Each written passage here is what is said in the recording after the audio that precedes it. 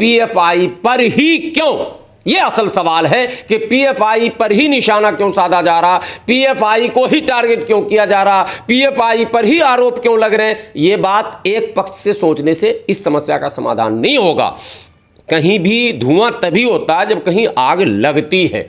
आपने ट्रांसपेरेंसी नहीं रखी है, आपने पारदर्शिता नहीं दिखाई है, आपने जो जमहूरी निज़ाम में जमहूरी तरीका है, जो डेमोक्रेटिक सिस्टम है, उसको आपने शायद फॉलो नहीं किया है।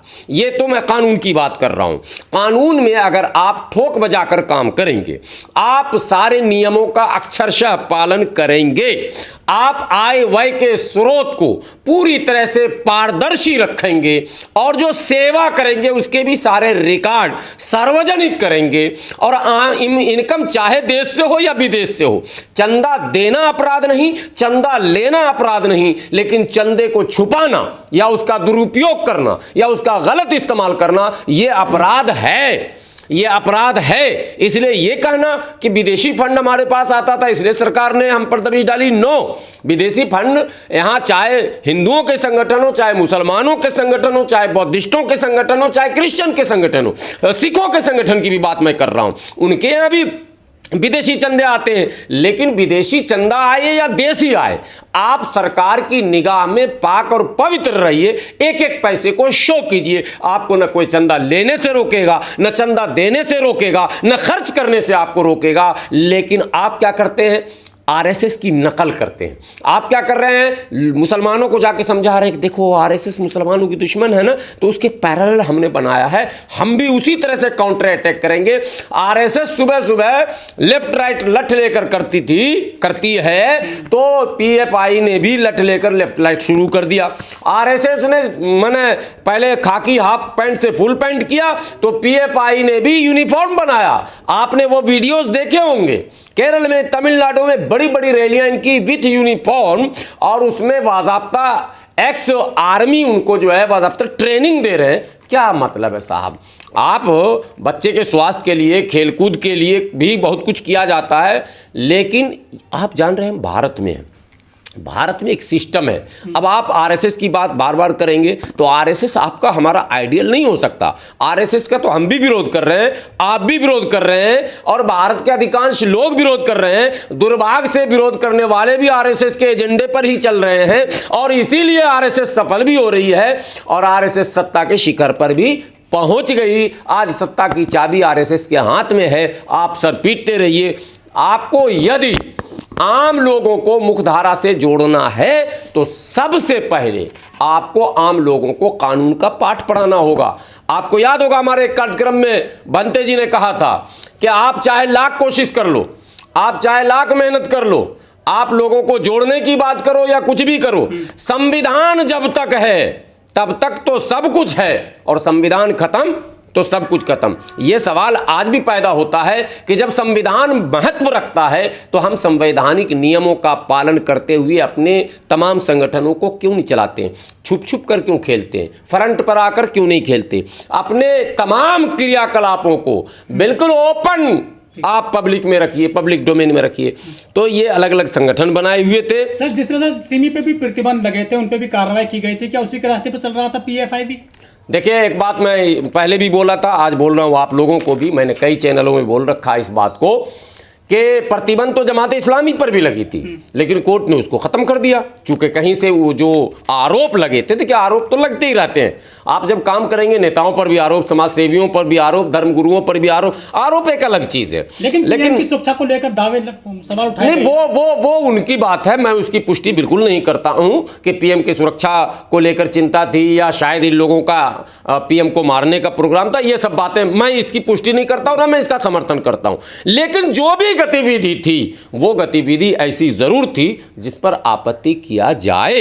इसीलिए भारत की तमाम एजेंसियों ने सरकार के आदेश पर इनके तमाम क्रियाकलापों को पहले तो कैमरे में कैद किया है और उसके बाद इन पर दबिश डाली है, और अब लगातार हो रहा मामला। लेकिन हाँ, जिस संविधान की मैं बार बार बात कर रहा हूं, मैं उन पीएफआई समर्थकों को कहूंगा कि भूल से आप जो सड़क पर उतर रहे हैं, फिर एक नई बात आ रही है, केरल में, तमिलनाडु में तोड़ फोड़, जाम, बंद का आह्वान। आज भी कहीं बंद का आह्वान किया गया है, बल्कि भारत बंद कहा गया था, वो तो हुआ नहीं, लेकिन बंद का आह्वान।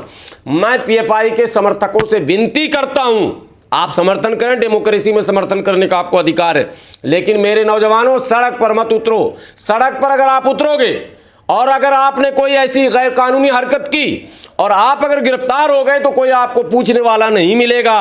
हालात बहुत अच्छे नहीं हैं। आप लीगल फाइट करें, आप कोर्ट में चैलेंज करें, आप कोर्ट जाएं और कोर्ट में आप अपना पक्ष रखें। यदि आपके मन में काला नहीं है, यदि आपके काम में कहीं गड़बड़ी नहीं है, यदि आपके आय व्यय का स्रोत बिल्कुल पारदर्शी है, यदि आपके किसी भी मामले में कहीं कोई गड़बड़ी नहीं है, तो कोर्ट पर भरोसा रखिए, वहां आपको क्लीन चिट मिलेगा। देखिए, सबसे पहले इस बात को समझना है कि यह भारत है, लोकतांत्रिक देश है, डेमोक्रेटिक देश है, संविधान से चलता है। जब कोई संगठन कोई बनाता है तो उसको भारत की परिवेश को, भारत के मिजाज को, भारत के नेचर को और भारतीयता को समझना बहुत ही ज़रूरी है। आपने संगठन बना लिया, ईस्ट, नॉर्थ, साउथ, वेस्ट, कुछ भी हो, कश्मीर से लेकर कन्याकुमारी तक हो, या आप तमिलनाडु से लेकर और क्या कहते हैं आप बिहार और उत्तराखंड तक आ जाएं, आपको ये समझना होगा कि यहाँ के लोगों का मिजाज क्या है।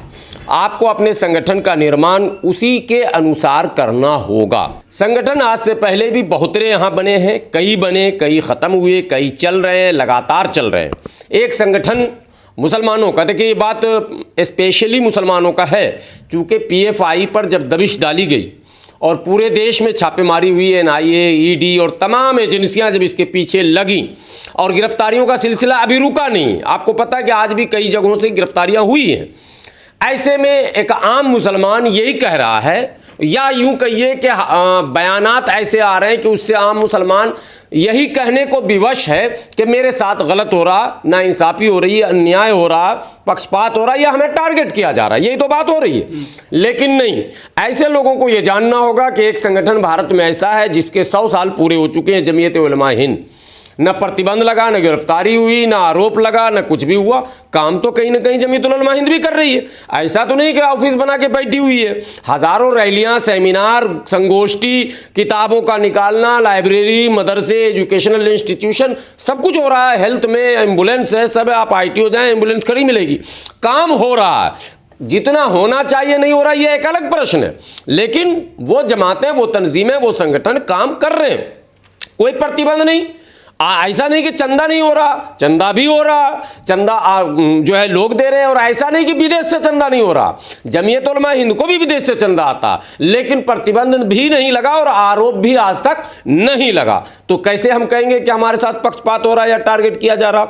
जमात इस्लामी हिंद बड़ी तंजीम है, एजुकेशन में अच्छा काम कर रही है, हेल्थ में काम कर रही है, कई सेक्टर में काम कर रही है, कई मैगजीन, अखबार, पत्रिका लगातार उसका निकलता है, सेमिनार, संगोष्ठी, सब कुछ होता है। तो और छात्रों के लिए प्रतियोगिताएं वगैरह आयोजित करती रहती हैं। तो अब तक तो कोई प्रतिबंध, बीच में एक ज़माने में प्रतिबंध लगा था, तो उस ज़माने में आरएसएस पे भी लगा था, ऐसा नहीं कि आरएसएस पे नहीं लगा। आरएसएस पे भी आरोप भी लगे हैं, प्रतिबंध भी लगा है, आरएसएस के कार्यकर्ताओं और पदाधिकारियों को जेल में भी भेजा गया। ऐसी बात बिल्कुल नहीं, इमरजेंसी के ज़माने में जमात इस्लामी के लोग भी जेल थे, आरएसएस के लोग भी जेल में थे। अब आप उससे आगे आएंगे तो आपको मिल्ली काउंसिल यहाँ है जो लगातार काम कर रही है। आप देखेंगे मजलिस मुशावरत है, वो भी काम कर रही है, पर्सनल लॉ बोर्ड है, वो काम कर रही है। इस तरह के अनेकों संगठन है, इमारत शरिया है, इदारे शरिया है, क्या कहते हैं, कई तरह के और जो है सूफियों की तंजीमें हैं, दरगाह से जुड़े लोगों ने भी संगठन बना रखे हैं। तो सब पर तो प्रतिबंध नहीं लगा।